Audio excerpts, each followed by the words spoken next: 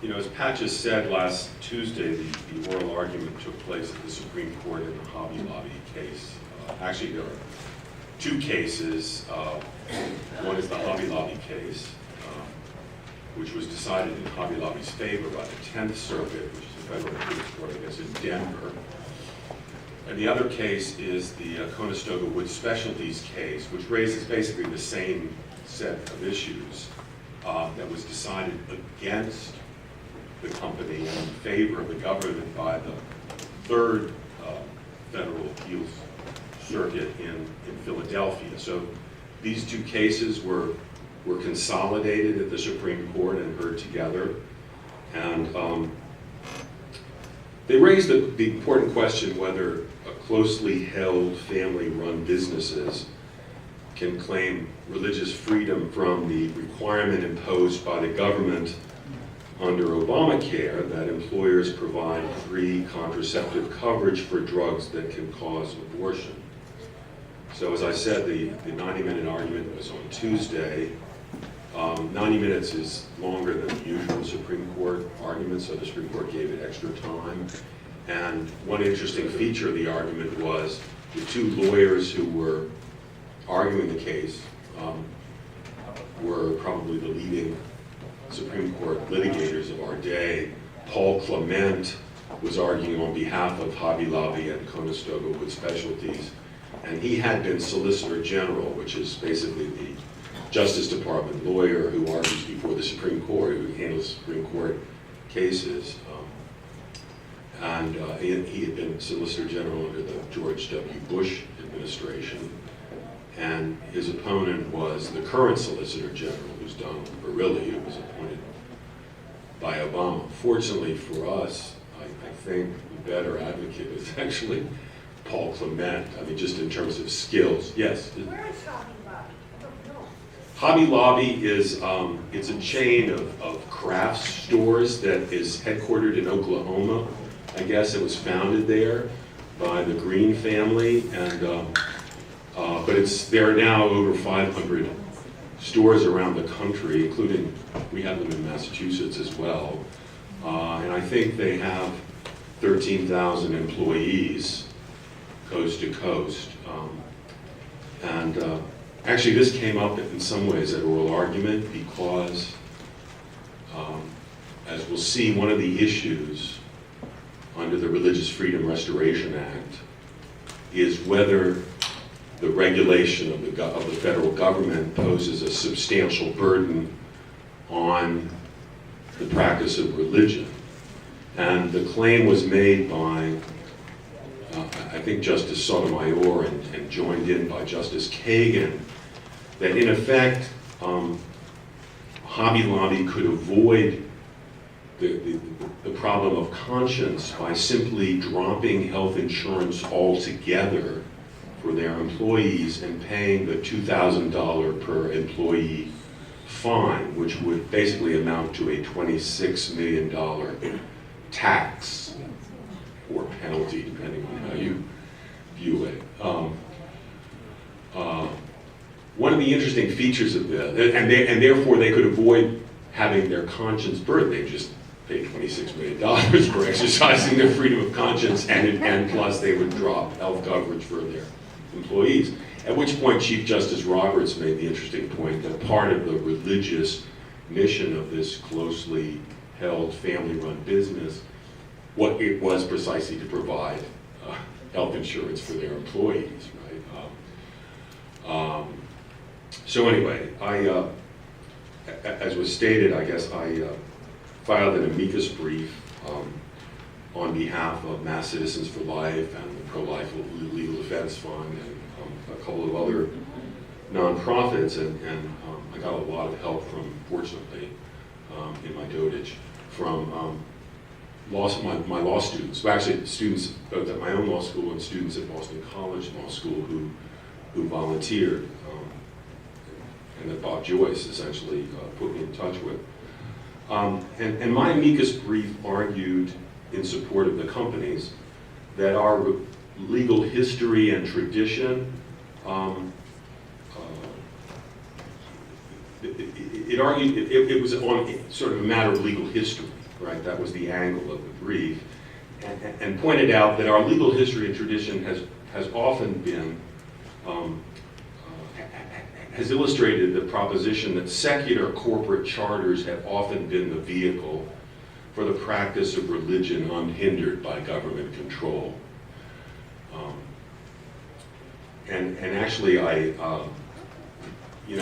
left outside actually a couple of handouts, which are, the 2 articles that I've written about this this month. One was in the Boston Sunday Globe on Sunday, March 2nd, and the other was in yesterday's Boston Pilot, and also the New Bedford, the Fall River Anchor, I guess.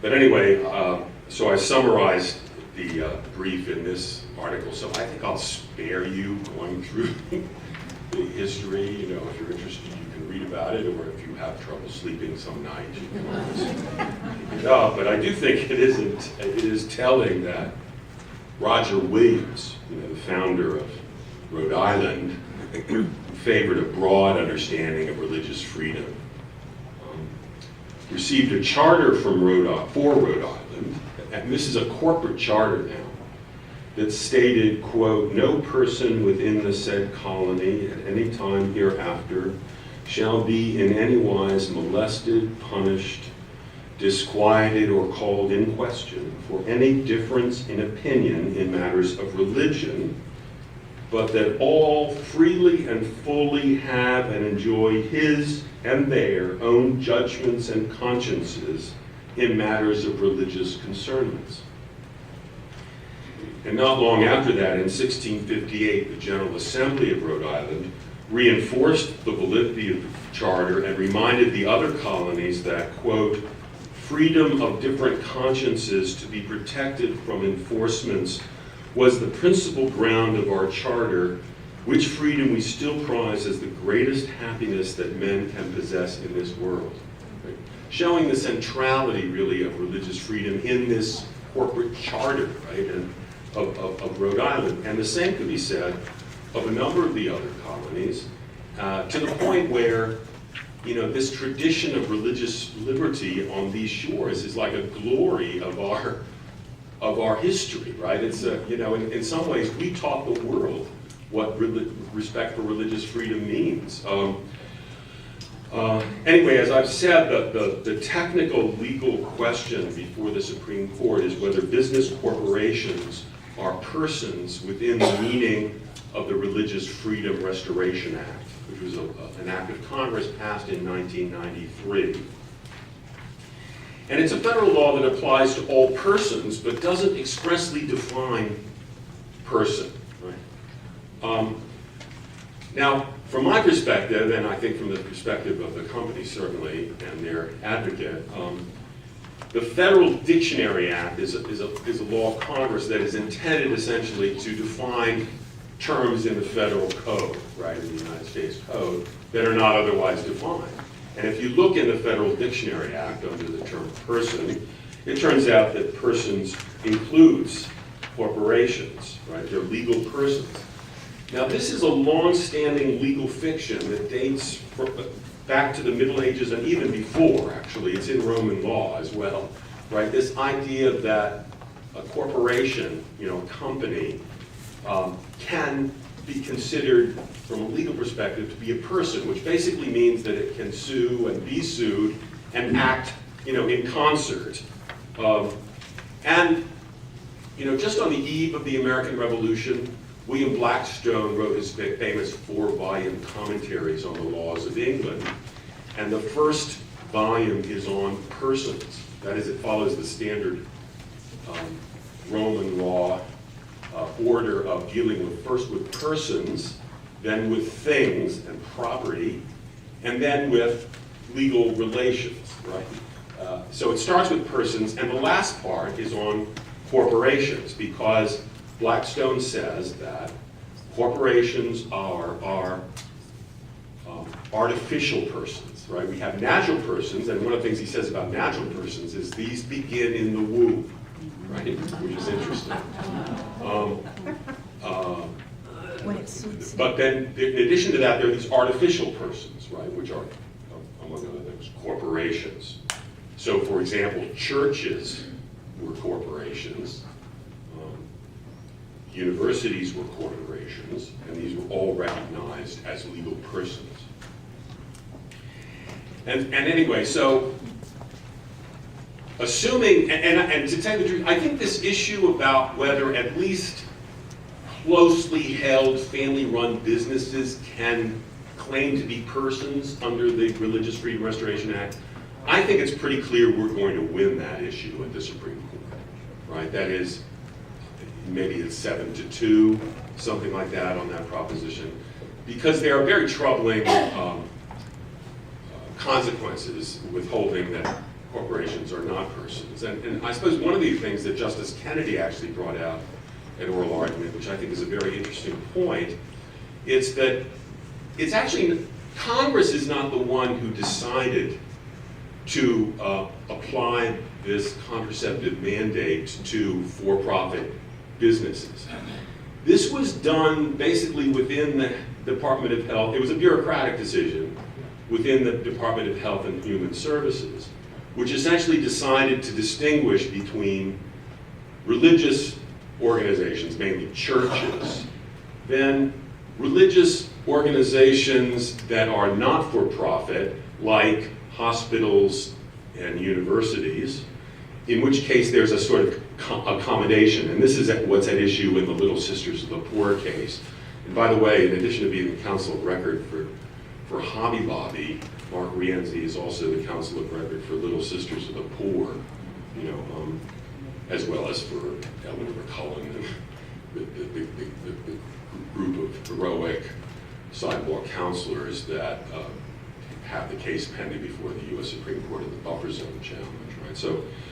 So anyway, so basically it's HHS that has decided to distinguish between these three types of organizations and essentially say that for-profit businesses need not apply, for religious freedom, that they don't qualify, basically. Now, the point that Justice Kennedy brought up was that this line was not made by Congress. This is a line that was made by the administration, by the bureaucrats in HHS, led by Kathleen Sebelius. And the question is, where does HHS get off basically making the decision that for-profit businesses don't have religious freedom? It's not like this is a health issue, right? I mean, this is an issue really of constitutional law, of religious freedom, as to which HHS has absolutely no expertise and no mission, really, legally, other than to apply Congress's stated law on the subject, which is the Religious Freedom Restoration Act, which says that anytime anyone finds their freedom of religion, their ability to practice their religion substantially burdened, then the burden falls on government to demonstrate that it has a convincing, compelling reason or justification for so burdening their religion, and further, that the regulation is no more religiously restrictive than necessary to achieve this compelling government interest. This kind of explains, actually, I think if you think about this law and how much protection it gives religious freedom, it explains why it is that the government's principal argument was the law doesn't apply. This isn't a person. Because if you assume that the law applies, right, then you immediately get into the question about whether the Green families and the corporations' religious freedom is being burdened, and you get into the compelling government interest, least religiously restrictive alternative analysis. And now, as to the compelling government interest, I think it's clear because the law and the regulation have so many exemptions, right? That is, it turns out that if the employer, and we're talking about the vast majority of employers in the country, have less than 50 employees, then they're not bound by the mandate, right? So they're exempted. So you have all the people that they employ that are not going to be covered by this mandate, the contraceptive mandate.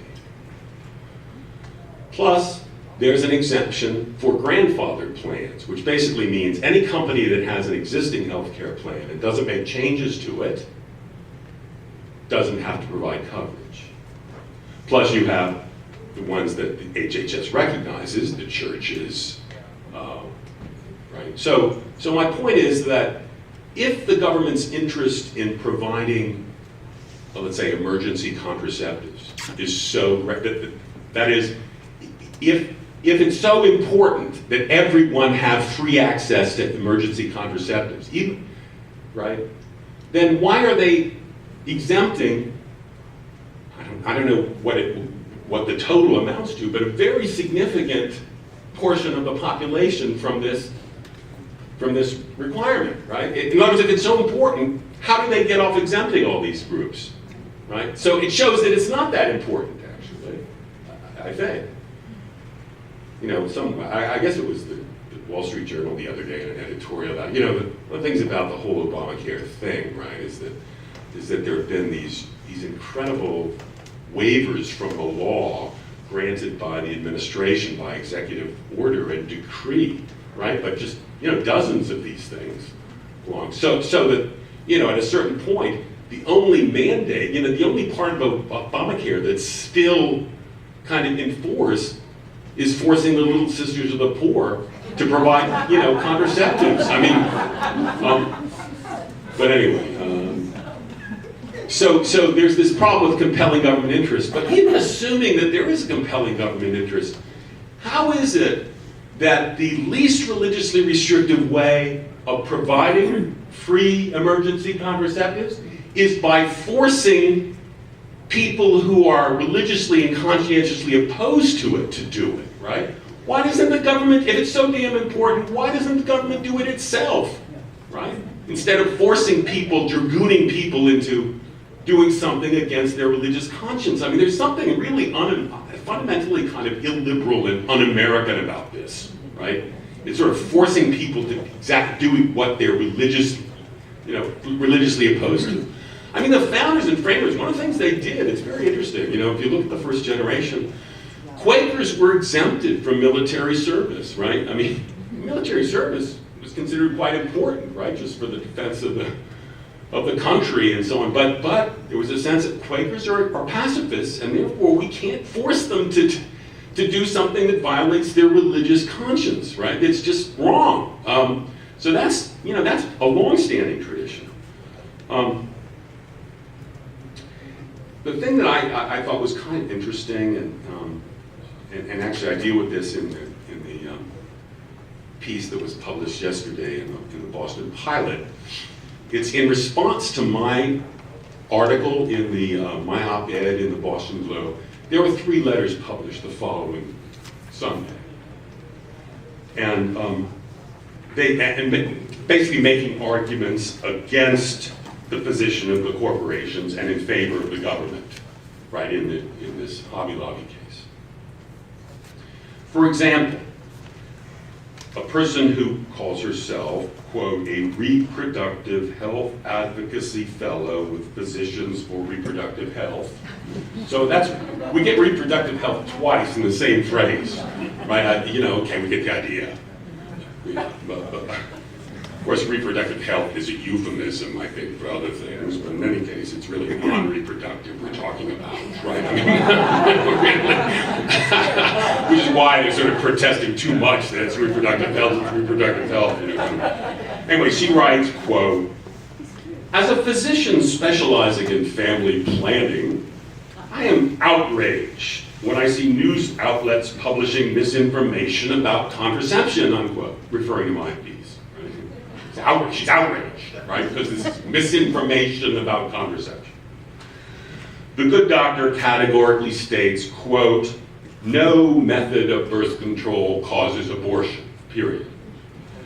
So the issue is whether any forms of contraception can cause abortion, right? I mean, that's what she's put into question. Well, she reports that, and this is, I'm quoting from her, quote, contraception, including emergency contraceptive pills such as Plan B and Ella. Plan B, by the way, this is my paraphrase now. Plan B is the so-called morning after pill. Ella is the so-called week after pill. But getting back to her quote, contraception, including emergency contraceptive pills such as Plan B and Ella, work primarily before fertilization occurs. They do not work post-implantation and do not disrupt an established pregnancy. Notice the words primarily and post-implantation and established pregnancy. They are a tacit admission by the letter writer that emergency contraceptives secondarily work after fertilization to prevent implantation of the fertilized embryo in the womb. So without doublespeak, that is an abortion. That is an abortion, which is the issue for the Greens, the owners and directors of Hobby Lobby, and what they object to, since they do not object to other forms of contraception that do not have an abortifacient feature. There's more to this whole question than I think I've indicated, in the sense that I think there's been a concerted effort on the part of the reproductive health crowd to essentially redefine abortion, right? So that, in effect, by definition, flushing out a pre-implantation living human embryo and thus killing it is not considered an abortion, okay? But this is, I don't know, the worst kind of Orwellian doublespeak, right? But it's interesting that this came up actually at oral argument because a number of physicians groups and, the New York Times last Sunday in its editorial basically said that the Green family's view that these 4 techniques of contraception are abortifacient was incorrect. It was incorrect, right? They're wrong, in other words. It's like they're wrong as a matter of sort of scientific fact, right? Which is total bullshit. I mean, it's, and furthermore, there's an interesting legal answer to this, right? Which is this. Although I think it's important to fight this point because I think it's fundamentally dishonest on their part. They are clearly trying. It's a wordplay game, right? They're sort of playing with the meaning of words to make it seem that, I don't know, that the IUD cannot cause abortion, right? Which it can, but the legal answer is this. From the standpoint of the First Amendment, the First Amendment begins, Congress shall make no law respecting an establishment of religion or prohibiting the free exercise thereof. What this means, and what the Supreme Court has said, the Establishment Clause means, right?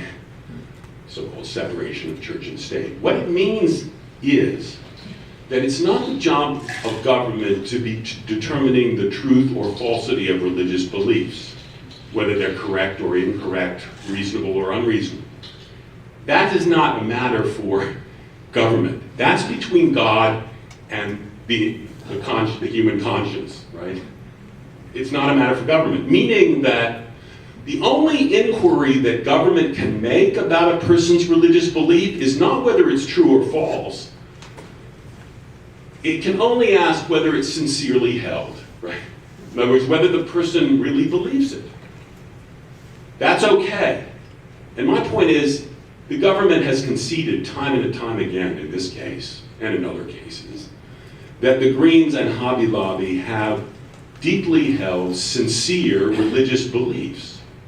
So my point is actually that, even though I think it's important to fight this issue about, the truth or falsity, what I'm saying is it's legally irrelevant, right? Because clearly and conceitedly, the Greens are sincere in their religious belief. And that's all that's needed, right? To invoke the Religious Freedom Restoration Act. So anyway, I guess I do think that contrary to what the reproductive health care advocate said, that some forms of contraception can cause abortion, right?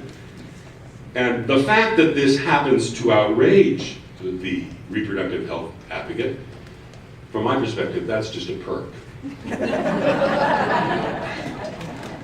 Anyway, the other two letters that took issue with my article both raise in different ways the claim that the relevant religious freedom at issue here is not that of the employer, it's that of the employee. But consider what's at issue, which is the regulations under Obamacare. They're not requiring employees to use or refrain from using contraceptives that can cause abortion. That is, employees can do whatever their religion, conscience, freedom, pocketbook permits. But the contraceptive mandate is requiring employers to provide abortifacient contraceptives free of charge, and thus to cooperate in doing what they regard to be religiously prohibited and evil. And so the relevant religious freedom in these cases is that of the employer, not the employee. From the employer's perspective, if it's your body and your choice, why should I have to pay for it if it runs the risk of killing a human embryo? So that's pretty much what I have to say, but maybe there's some questions, objections, I don't know. I'm open to that. Yeah, Henry. Getting to the legally irrelevant part of what you're saying. In 1966, the American College of Obstetricians and Gynecologists changed the definition of pregnancy from fertilization to the implantation of the fertilized ovum. Right. And primarily that was to enable Delcon shields and IUDs to be dumped on the third world. Right. No, I think that's right. I think that's right. And this came up in the oral argument the other day. They say 2 million women in this country use IUDs, right? So basically, we can't, it has to be a contraceptive, and it can't cause abortion, right? Because you know what I'm saying? It's just as a public relations disaster, kind of, if the truth is known about the effects of this. Yes? Do you think that the ideological bent of Sotomayor, others, Kagan, do you think that this has a chance, for instance, we were so disappointed with Roberts regarding Obamacare? Everybody said somebody must have something on Roberts, that he would flip his writing, and he flipped. Yeah, I think there's no question, but on the merit, as I said, I think my own prediction is the Supreme Court is going to rule in favor of Hobby Lobby on the question of whether they're a person and can assert religious freedom. Another issue, though, once that's established, is the issue of whether they win on the merits under the Religious Freedom Restoration Act. My sense there is that's a closer question, and that Kennedy is actually the swing vote. I honestly think Chief Justice Roberts is going to be solid on this one. I think the one to worry about is Kennedy, which is never a good situation to be in, from my perspective, although I think if I was predicting, and I certainly hope he will rule our way, in which case it will be 5-4 upholding the companies here. So we'll see. I'm not confident of that, just because, I've been disappointed in Kennedy a number of times. But, that would be my sense of it. One of the unfortunate things that's happened in this case is that the Supreme, I had hoped this would not happen, which is the Supreme Court is approaching this case politically and ideologically, so that there is this 5-4 split, right, one way or the other. The reason I say that is, when the Religious Freedom Restoration Act was passed 20 years ago in 1993, it was unanimous in Congress, and all but 3 of the senators voted for it. In other words, the support for it was overwhelming and bipartisan, right? And President Clinton immediately signed it and enacted it into law, right? So what I'm saying is something has happened since then that makes religious freedom a kind of divisive, political, ideological football, which is very unfortunate, actually. And in fact, 2 years ago, interestingly enough, the Supreme Court was faced with another religious freedom case in which the Obama administration was claiming that federal employment discrimination law should apply to religious schools, such that if they decide to fire a teacher, right, the teacher can raise any one of a number of, claims of discrimination, right? Discrimination on the basis of disability, discrimination on the basis of age, discrimination on the basis of gender, or what have you. That was the position of the Obama administration. The case went to the US Supreme Court. The claim was that since the woman who was fired in that case taught religion at a Lutheran school, the claim was made that she was a religious minister and therefore was entitled, there was a constitutionally required exemption from employment discrimination law for religious ministers. And the Supreme Court, including the two Obama appointees, unanimously decided that there was a constitutional exemption from religious discrimination law, when it came to teachers of religion, ministers of religion, and so on. In other words, it's not for the government to say who can teach a religion and who can be, a minister in that religion. That's for the religion to decide, right? So that was unanimous. But what I'm saying is, because of whatever, just because of, I guess, partly because of the poisoned political atmosphere in Washington, this has had an unfortunate spillover in the courts, and so this case is a lot closer, I think, in practice than I would have liked. It should, to me, I don't know, religious freedom is one of these sacred cows. Right? I mean, it should be a sacred cow, right? And therefore there should be relative unanimity on the question of respect for religious freedom, right? But that's one thing on which Americans should agree. It's certainly something that we can be proud of in our history. I mean, there have been obviously instances in which religious freedom has not been respected, but I think we tend to view those as, things to be embarrassed about and apologize for, rather than to be proud of. Whereas we are very proud of our tradition of religious freedom, I think, in this country, rightly so, because we were the first country in the world, really, to recognize religious freedom. Rhode Island, I think, was the first place in the world to, in effect, allow everybody, regardless of their religion, to have full civil rights. John Locke, who's one of the masters of the Enlightenment, inspired to a great degree our constitutional framework. I mean, he believed in freedom of religion, but not for Catholics and not for Muslims, right? And not for atheists. But Roger Williams, God bless him, was in favor of religious freedom for everyone, and in fact, in Rhode Island, that was the case. So it's not surprising we have. I think it's the oldest synagogue in the country is in Newport, Rhode Island, because the Jews felt, that they were safe in that kind of environment. So anyway, any other questions? Yeah. If we do get that split decision, where does that leave those companies? Well, If they said yes on one side and no on the other, so they're left sitting in the middle again. no, I think they're going to decide both cases the same way. I mean, I think it's basically the same thing. I think, like I say, my prediction is we're going to win. If we don't win, right? If it's 5-4 the other way, then Hobby Lobby. It's one of the strange features of Obamacare in this regard is, the penalty on Hobby Lobby for dropping health coverage totally is $26 million. But if they tried to maintain health care but still refuse to provide the morning after pill and so on, the penalty then, the tax then, would be more than $500 million, right?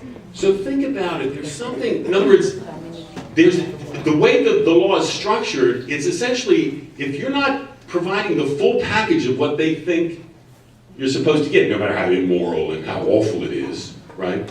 Then we prefer that you get out of the business altogether so that government, so essentially you're going to have to get your health insurance through the government on the exchanges, right?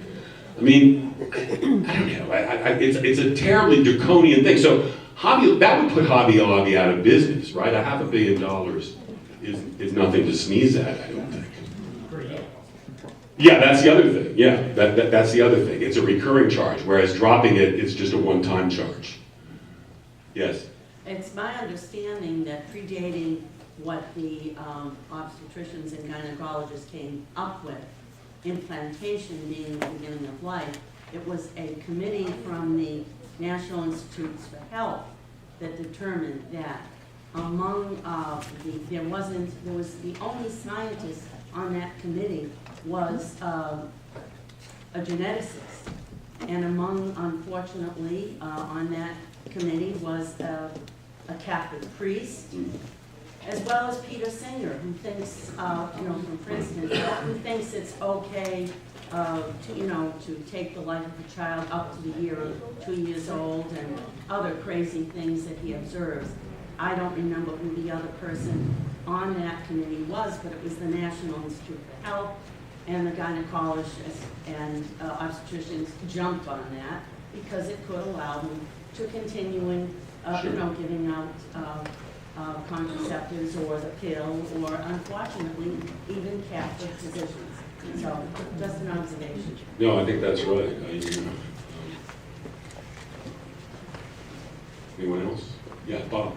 Dwight, do you think that the decision in these cases might have any impact on other issues involving the exercise of religious liberty in our country?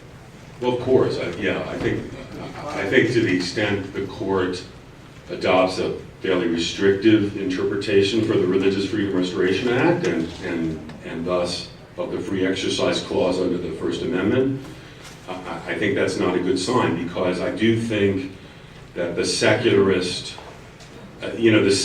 crowd is getting more and more aggressive and assertive, right? And unless some limits are put to their ability to kind of push back, I think, fortunately, we do have a long, rich tradition of religious freedom. There hasn't been, open religious persecution. We haven't had martyrs in this country in a long time, right? But it's not, the point is, I think that the move in that direction has to be nipped in the bud, right? Because that's the direction we're headed in, right? I mean, I remember reading this thing that the Cardinal Archbishop of Chicago said, right? That he, expected to die in his bed, right? But that, he thought that his successor might actually end up dying in jail, right? So, and obviously, the challenges to religious freedom here are nothing compared to what they are in parts of Africa or the Middle East or whatever, where people are killed just for going to church, right?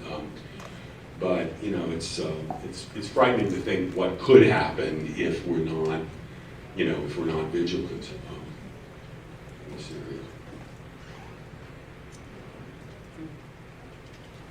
Oh, yes, please. I think it is time that we should be modest for our religion. And I think we should pray and fast, because that's the only thing that's going to save us, because it doesn't look good. Yeah, I agree. I don't think it looks. Sorry, but it doesn't look good. Right.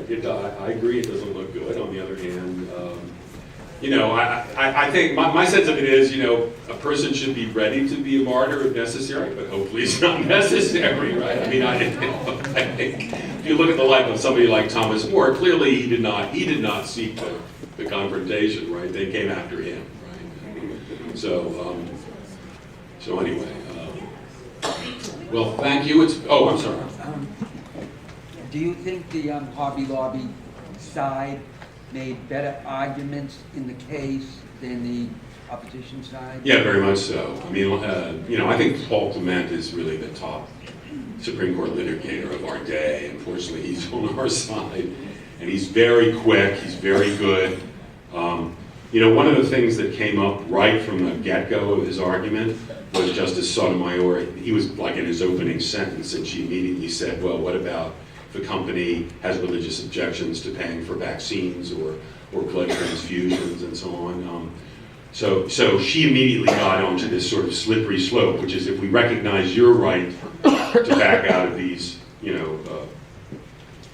procedures that you find religiously objectionable, where can we draw the line in the next case, And Clement basically said, well, each case has to be considered on its own, which I think is correct. But one interesting point is, you know, the Religious Freedom Restoration Act was actually declared unconstitutional by the U.S. Supreme Court, but only as applied to state and local laws, not as applied to federal laws. So it still clearly applies to federal laws and federal regulations, such as the HHS mandate, right? That's a federal regulation.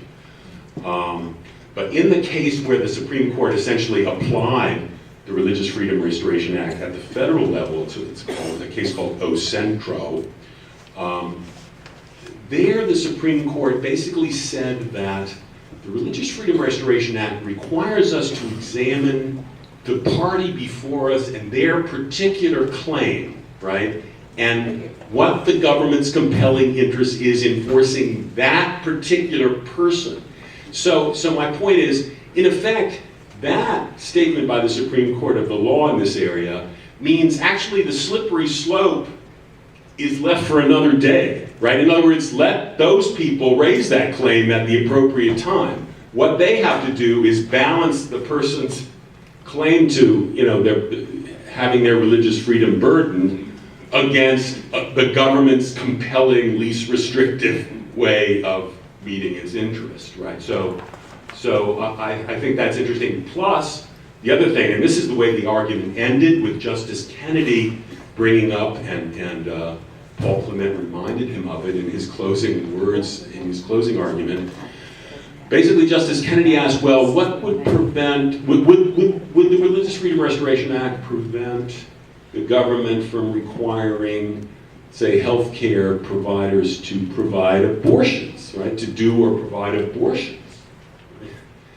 And the Solicitor General didn't have a good answer to that, which was, his answer was, well, they don't do it now, you know, there's conscience protections in federal law, right? But the point was, he didn't have an answer to that. So there's a slippery slope on both sides here, right? And I think clearly Justice Kennedy was concerned about this. Of course, Chief Justice Roberts had this very interesting colloquy at oral argument, where he asked Verrilli, the Solicitor General, to describe what it is that these contraceptives that are objected to do, right? And then he had to get into the, essentially, well, the possibility that they cause abortion, right? So he said, in effect, the government is already requiring, right, that you provide an abortion, right, through these regulations. So I thought that was interesting on Justice Roberts, Chief Justice Roberts' part, because I think he's very solid in this case. So we'll see. Yes. Did they decide at the Supreme Court already that it was a tax? Yes. Rather than, That was 2 years ago, yes. Yes. In the individual mandate case, yeah. Now, can they determine that if it is a tax, can they put a tax on people that makes them go against their religious beliefs? I mean, can you put a tax? Well, no, I would say you can't. But I think it gets a little more. It gets a little more complicated, right? You get into this on what's called the unconstitutional conditions doctrine, which is when government can condition, you know, essentially, if they're penalizing the exercise of your religion by making you pay a tax for it, clearly that would be improper, right? So.